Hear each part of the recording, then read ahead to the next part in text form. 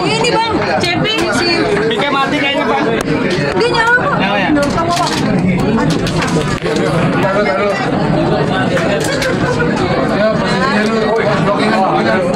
Di antara ketinggian.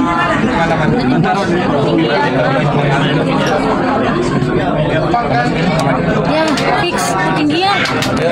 Bang Benoa, Udah aman. Ambil mana?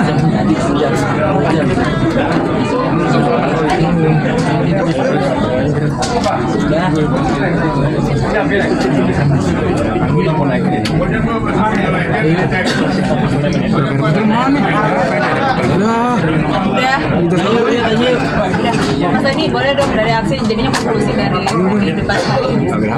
sebenarnya ini tidak harus ada konklusi ya. Ini hanya sebuah diskursus untuk masyarakat untuk lebih memahami lagi soal hak cipta. Jadi tidak perlu ada kesesuaian atau tidak perlu ada sepakat untuk sepakat gitu. Bisa juga sepakat untuk tidak saling menyetujui gitu.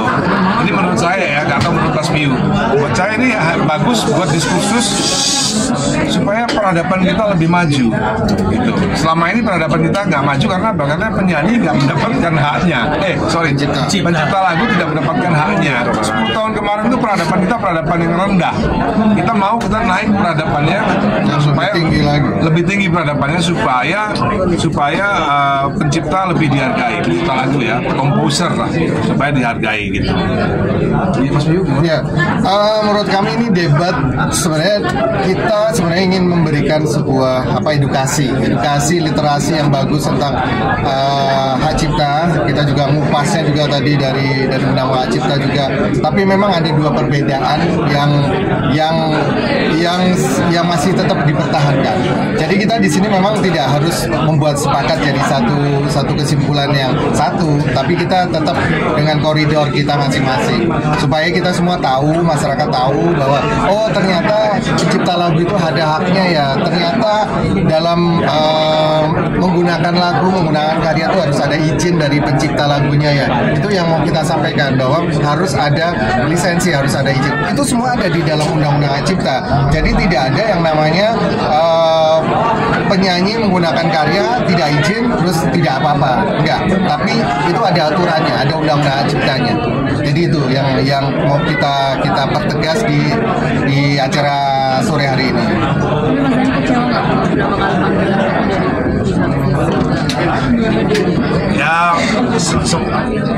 Ya kita lihat nanti minggu depan ya. Kan alasan mereka kemarin kan alasannya undangannya tidak resmi, ya kan? Padahal visi sendiri bukan organisasi yang resmi. Kita udah kirim resmi juga. Ya sebenarnya kita kirim resmi di hari Rabu ya. Iya Kemarin kita kirim resmi, kan harusnya ya bisa aja sebenarnya. Jadi nggak perlu kasih alasan undangan resmi. Nah maka dari itu hari ini kita sudah berikan undangan resmi untuk tanggal 17 April di tempat yang sama. Semoga AC-nya lebih tinggi dari sekarang dan semoga mereka juga bisa datang gitu. Supaya mereka juga paham. Kan diskusi itu kan, perdebatan diskusi kan minimal saling tukar informasi kan. Kalau misalnya apa yang saya ucapkan tidak ada dasarnya, mereka bisa tolak. Kalau saya kasihkan seperti saya tadi kasih tambahan kepada Bang Kadri bahwa yang diceritakan masih belum 100%, saya tambahin bahwa sebenarnya LMK itu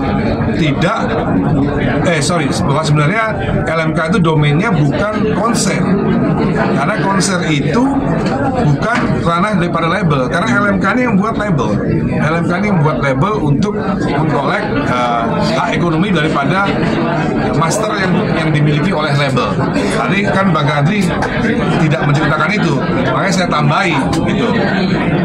Dan akhirnya dia juga paham, baru ingat bahwa sebenarnya konser ini nggak ada hubungan sama label. Misalnya tadi saya tanya, Judika manggung minta 1 miliar kepada promotor, boleh nggak? Boleh, ya kan? Pemerintah ngatur nggak? Enggak. sekarang kenapa kalau pencipta lagu minta harga 5 juta per lagu atau 1 juta per lagu, kok nggak boleh? Kok harus pemerintah yang ngatur? Ini kan dari mana logik? Dasar pemikirannya dari mana gitu loh? Dan hal-hal seperti ini kan hal-hal yang belum pernah dipikirin sebelumnya oleh para pencipta lagu atau para pelaku industri gitu. Akhirnya sekarang melek. Oh iya ya. Selama ini penyanyi bisa minta harga seenaknya kepada promotor, kenapa pengarang lagu nggak boleh? Kenapa pengarang lagu harus diatur? Sepertinya penyanyi maunya pengarang lagu tuh harganya nggak boleh gede-gede, tapi dia boleh minta harga segede mungkin kepada promotor. Ini kan yang tidak apa ya? Tidak fair. Bang Minol tambahin. Ada cukup. Pade. Soal adalah dewinya komposer Indonesia ya. Belum ada cipta lagu wanita yang seperti beliau. Dan kita kemarin sebenarnya kita ingin mengajak beliau menjadi dewan pembina sebenarnya. Tapi ya takdir mengatakan lain. Dan beliau sudah setuju sebenarnya menjadi dewan pembina daripada aksi. mengenal sosok yang baik sekali, seneng ngobrol. Kalau saya telepon sama Eyang Titi itu lama banget kalau telepon. Saya harus menjadi pendengar yang baik kalau lagi teleponan sama Eyang Titi. Mas Dani, perjuangannya Titi Puspa dalam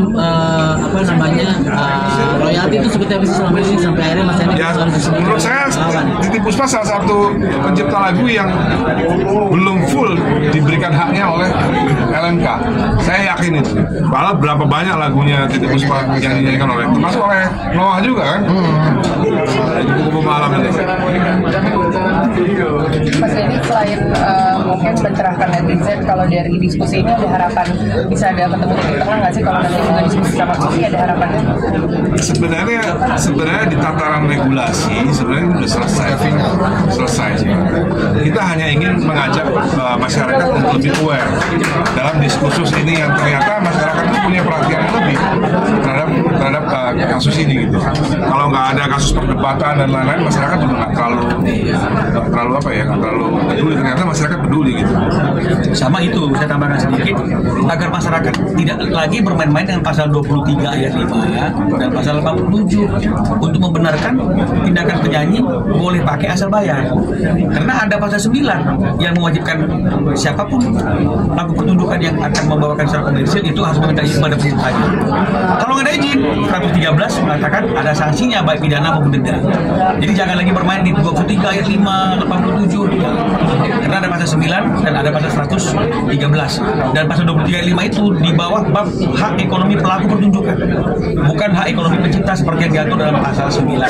Ya, jadi saya kira seperti itu yang harus digarisbawahi. Jadi jangan netizen kembali ke 23 ayat 5, 87. Jangan. 23 ayat 5 itu untuk domain layanan masyarakat. Karaoke itu boleh tanpa izin, layanan publik. Jadi dalam bahasa undang-undang itu layanan publik, karaoke, kafe. Jadi band kafe nggak harus bayar kepada pencipta lagu, kafenya yang bayar. Tidak perlu izin, yang penting bayar. Kafenya udah bayar pasti ke LMK.